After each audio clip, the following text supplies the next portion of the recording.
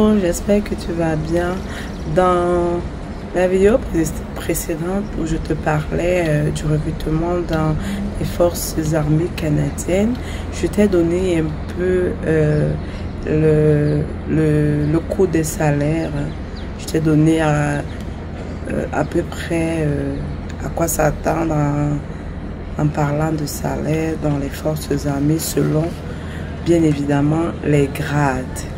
Donc pour aujourd'hui, je viens te donner à peu près les conditions d'admissibilité pour être ou bien pour faire partie des forces armées.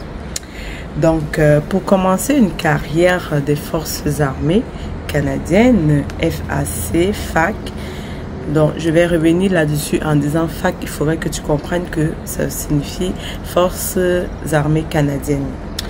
Il faut posséder la citoyenneté canadienne ou la résidence permanente. 2. Il faut avoir au moins 17 ans et pour les officiers, c'est moins de 16 ans. Mais il faut le consentement des parents, n'est-ce pas, pour pouvoir postuler. En troisième position, il faut avoir terminé au moins la 10e année ou 24 crédits de 4e secondaire au Québec. Certains emplois, n'est-ce pas, exigent des études supérieures. Ça, c'est selon le grade ou le niveau, oui, de grade dans l'armée, n'est-ce pas. Tu seras... il va falloir que tu aies un bon niveau scolaire jusqu'à l'université pour, si jamais tu veux avoir un certain poste.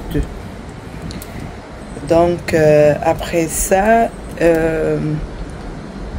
si vous avez complété votre éducation à l'extérieur du Canada, donc pour les étrangers résidents permanents, n'est-ce pas, ils devront obtenir une évaluation des diplômes. C'est le EPE, n'est-ce pas, évaluation des diplômes d'études. Après ça, du secondaire et de votre plus haut niveau d'études avant de soumettre votre demande. Donc, tu peux aussi faire l'évaluation des diplômes d'études du niveau supérieur. C'est ce que ça veut dire ici, là. En quatrième position, il va falloir que tu aies terminé ta 12e année ou ton secondaire 5. Ok? Mais au niveau ici, le 4, je ne vais pas trop rentrer là-dedans parce que je pourrais revenir là-dessus parce que ça concerne particulièrement ceux qui ont fait les études supérieures, soit au Canada, soit dans leur pays. Je pourrais revenir là-dessus. Donc, quand je parle de secondaire 4, au niveau, quand je t'ai parlé de la deuxième chose à faire, c'est-à-dire...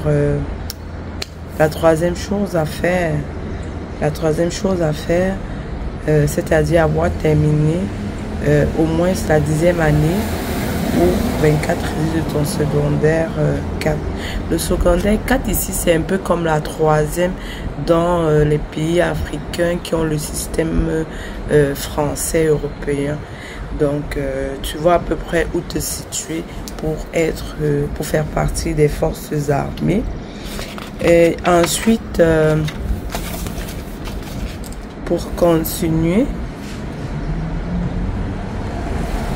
je te donne les répartitions selon laquelle le programme ou bien la formation est déterminée. Déjà, la formation est sur une durée de 9 semaines. Les 9 semaines sont à temps plein, c'est pas à temps partiel. Donc, il va falloir que tu sois là vraiment à temps plein. Deuxièmement, dans la répartition, il y a la théorie qui est de 67%. Ça se fait en classe. Et en troisième position, ça se fait en campagne. à 15%. Quatrièmement, les entraînements physiques sont d'un taux de 18%.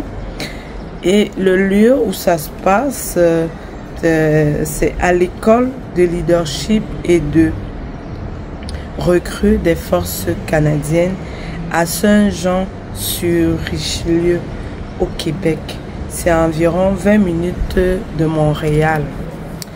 Donc, tu sais à quoi t'en tenir. Donc, si tu as aimé cette vidéo, si tu l'as bien aimée, n'oublie pas de liker, de partager, de t'abonner. Au plaisir de se revoir à la prochaine vidéo. Bonjour, c'était Marie-Claude.